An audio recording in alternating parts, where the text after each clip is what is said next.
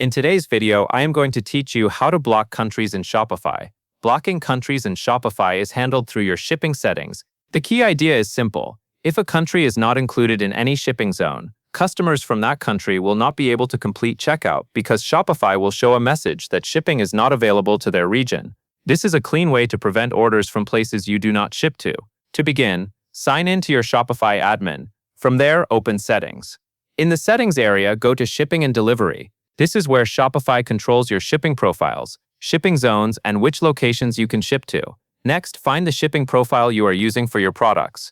Most stores use the general profile, but you may have more than one if you have custom shipping setups. Locate the correct shipping profile and click Manage next to it. This will open the details for that profile, including your shipping zones. Now focus on the section labeled Shipping Zones.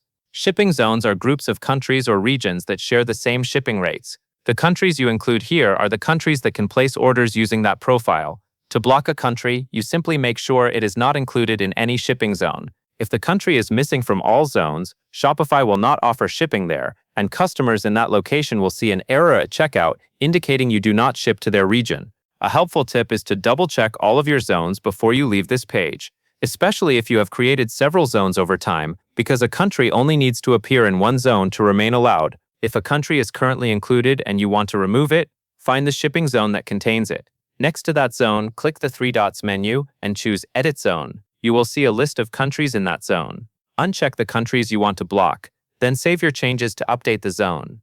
Once you have removed the country from every zone where it appears, it will be effectively blocked from checkout for that shipping profile. That covers everything you need to know, and that is all there is to it.